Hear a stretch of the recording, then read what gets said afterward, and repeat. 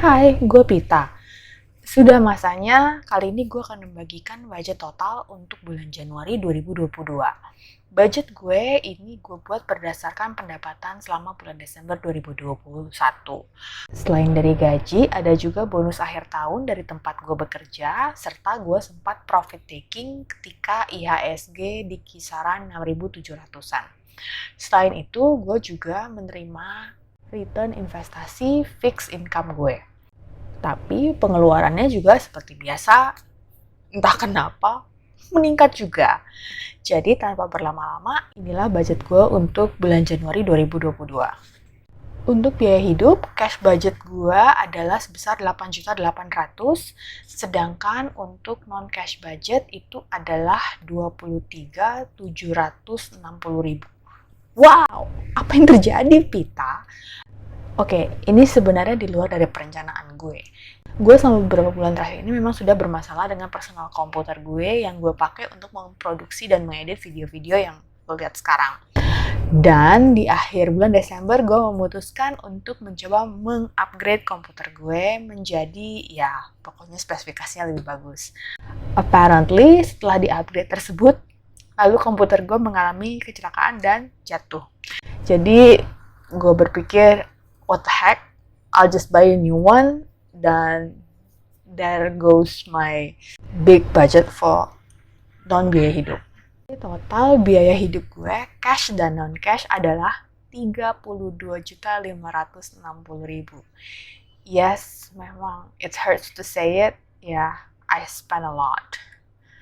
Kategori non-biaya hidup gue di 7 juta yaitu untuk keluarga. Investasi dana pensiun gue mengalokasikan 11 juta fix dari yang dipotong dari gaji gue, sedangkan investasi dan savings gue sebesar 26 juta 27.904. Tahu ini kenapa sekarang angka-angkanya agak keriting? Karena gue berusaha memasukkan sesuai dengan sampai rupiah-rupiahnya.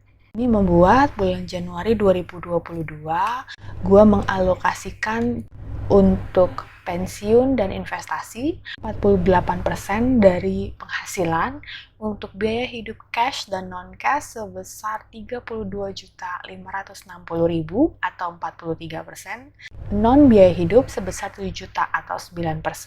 Yes, kali ini lagi-lagi gue tidak berhasil memenuhi target savings gue sebesar 50-60% dari penghasilan. Ya sudah, ini kalau dibandingkan dengan bulan Desember 2021, gue bisa menyisihkan sebanyak 63% dari penghasilan untuk pensiun dan investasi, 19% untuk biaya hidup, cash dan non-cash, dan non-biaya hidup sebesar 19% juga. Agak bummer sih, tapi ya namanya juga kebutuhan mendesak. Untung gue masih bisa meng-cash flow kebutuhan darurat membeli komputer baru itu tanpa harus mengeluarkan dari dana darurat gue. Saat ini kalau dilihat secara portofolio, gue cukup heavy dengan amunisi cash untuk investasi di market.